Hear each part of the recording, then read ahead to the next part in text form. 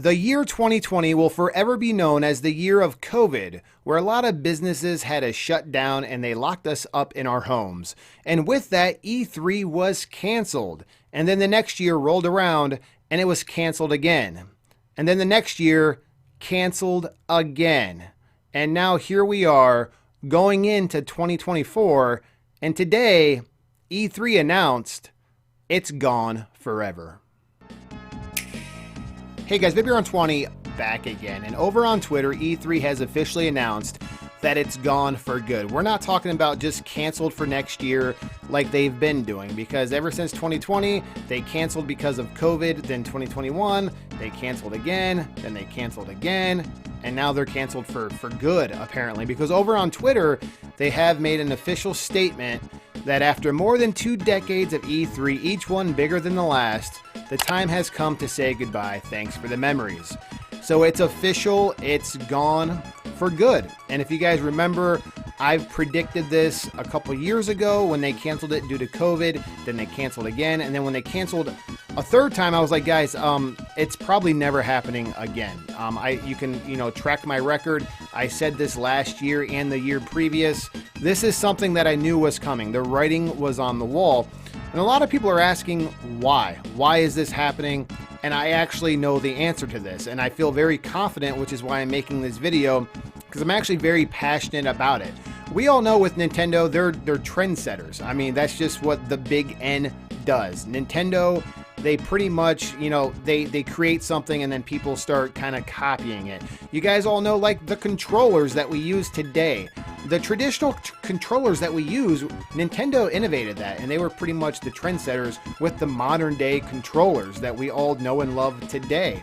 The same can be said with the way they deliver their news. If you guys remember, Nintendo was one of the first companies that pulled out of E3. That's where we got our beautiful Nintendo Directs. If you guys remember, when that happened, it was big news. People were like, I cannot believe Nintendo's missing E3 this year. And then Nintendo quickly found out they don't need E3. They can just, upload a video, they can schedule it, it can be live, whatever, and they can just do it on their own platform, put it on YouTube, live stream it wherever they want to. They don't need E3 to make big announcements, and people are going to tune in. And tune in did we. People love Nintendo Directs. People are always speculating when the next one's going to drop, and it's a big thing for Nintendo, and people really look forward to these big Nintendo Directs, myself included. Which makes you beg the question, why do we even need an E3 to begin with? And that's what a lot of other companies started doing. As you can see, Sony started doing it. A lot of other companies jumped on board and started having their own presentations because they're like, why are we going to go to E3, rent out a booth, and put all this time and money into these, this big corporation when we can just do it ourselves? And that's what Nintendo did, and a lot of companies followed. And Nintendo, in my opinion, Nintendo officially killed E3. And I'm not really sad about it, honestly, because we still kind of get an E3 anyhow with Nintendo. And to me, it's more exciting because you never know when it's going to come. A lot of people like to make videos. Oh, when's the next E3? When's the next big Nintendo Direct happening? Then we all get excited and then we get let down because it's nothing too big. Don't even get me started on the indie directs or the indie showcases, because I don't really care too much for those. But the big Nintendo Directs, the ones that happen like in June and July, those are the ones that we look forward to because those are basically E3.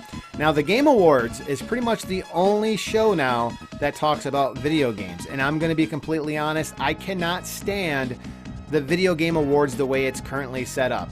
The developers, the people that actually won the awards, if you actually watched it this year, when they got their, the award and they had their speech, what you did not see what was happening behind the scenes is there was actually a screen telling them to wrap it up, like you're taking too long. They had 60 seconds or less to give a thank you speech, to give a shout out to everyone on the team who helped, bring this game to life. And 60 seconds is just not enough. The game of the year, Baldur's Gate 3, they had 60 seconds to give an announcement, and they actually missed a key announcement that the game was getting, that it was getting released on another platform. They completely messed up the announcement because they were rushed. And I think the Game Awards really needs to actually, change here if they actually want people to jump on board, because it was just a big production. It took forever. It was like 3-4 hours long. And the fact that the actual awards, if you tally it up, I think it was less than 20 minutes of speeches and actual awards in this big, game show that's supposed to be for video games. And it was like 20 minutes and that's it. The rest, the other 2.5 to 3 hours, was literally just people announcing the awards or stars, or I think they even had like someone from the Muppets, Gonzo or something on there. It was really, they tried to make this a bit like all about celebrities and stuff. Dude, this is about video games. Can we please honor the video games and the developers and what this show is actually supposed to be about? I think they really dropped the ball. I'm not a big fan of the Game Awards at all, as far as the way it's set up. I think it could be the next E3. That could be like the big thing, because there's big announcements that happen on the Game Awards. So it would be really nice to see them kind of actually care more about the games and not more about trying to make it a big production and get like musical guests and celebrities and stuff like that. Can we just honor the game developers and the games? That's what we're there for. I mean, can we focus on the actual awards is what I'm saying. So I don't know, guys. That's my rant about the Game Awards. But as far as E3, it is gone forever, and I predicted this a couple years ago. I don't think it's ever gonna come back. We know it's not gonna come back now, but as they made this big announcement over on Twitter. But as far as the Game Awards, guys, leave a comment below and let me know. Do you feel like maybe this is like pretty much the next E3? That's all we got, honestly. There's literally one show. It is the Game Awards. That's it. E3 is gone forever. I'm honestly going to say I'm not going to miss it too much. I really only watched E3 for the Nintendo announcements and stuff like that. But I feel like since E3 has now vanished, for the last 3 years, I feel like we get even more announcements now. Heck, we get a bunch of Nintendo Directs. Nintendo's really, you never know if they're going to shadow drop something on the Nintendo Switch Online service. I feel like they use Twitter. It's called X now. Sorry about that. A lot of people like to correct me, but it's always going to be Twitter for me. I don't like the name X, by the way, but yeah, they're always shadow dropping games over on X, and like people are, you never know what Nintendo's going to do online anymore. Before you had to wait for E3. Now Nintendo they'll surprise you whenever they want, and I kind of like it that way. A lot of people loved E3. They thought it was a big thing, but I honestly like the way it is now. And I think a lot of other people do too, which is why E3 is now vanished into thin air. It's something I predicted years ago, and it's finally happened.